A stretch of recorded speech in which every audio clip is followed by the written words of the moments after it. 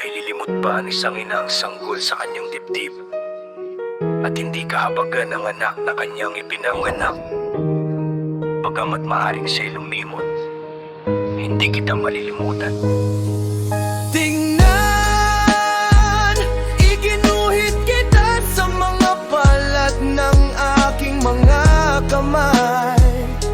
Ang iyong mga pader ay laging nasa harap ko.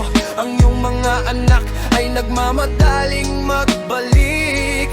At ang mga nagwasak sa iyo ay lumalayo mula sa'yo. Itakas mo yung mga mata at tumingin ka sa palibot. Lahat ng iyong mga anak ay nagkakatipon at lumalapit sa iyo. Kung paano ako'y buhay, wika ng yaawawa, isusuot mo silang lahat bilang palamuti. Mag-aayos ka sa kanila gaya ng isang nobya. Bagamat ikaw ay giniba at ginawang tiwangwang at ang iyong lupain ay sinira, ngayon ay magiging masyadong maliit ito para sa iyong mga tao. At ang mga lumamon sa iyo ay magiging malayo. Ang mga anak na ipinanganak sa panahon ng iyong pagkalugi ay magsasabi sa iyong pandinig, masyadong maliit ang lugar na ito para sa amin. Bigyan ninyo kami ng mas malaking lugar na titirhan. At saka mo sasabihin sa iyong puso, sino ang nag-anak sa akin ng mga ito? Ako'y naulila at bahog, ako'y itiniwalag at tinanggihan. Sino ang nagpalaki sa mga ito? Ako'y naiwan nag-iisa. Ngunit ang mga ito, saan nangaling? Ito ang sinasabi ng iya.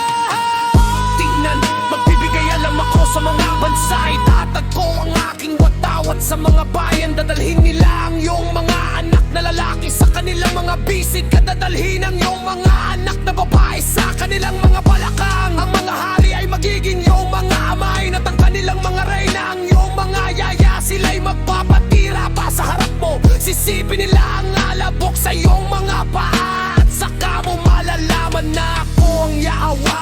Ang mga umaasa sa akin ay hindi mapapahiya.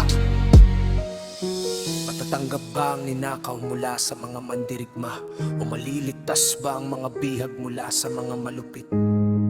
Ngunit ito ang sinasabi ng Yahwa. Oh! Ang mga bihag ay kukunin mula sa mga mandirigma. At ang ninakaw ay mababawi mula sa malulupit. Ipaglalaban ko ang mga nakikipaglaban sa iyo. At ang iyong mga anak ay ililigtas ko. Papanikin ko ang iyong mga mang-api na kanin ng kanilang sariling laman. Sila'y lalasing sa kanilang sariling dugo, gaya ng sa alak. At saka malalaman ng buong sangkatauhan na ako, ang Yahwa, ang iyong tagapagligtas, ang iyong manunubos, ang makapangyarihan ni Jacob.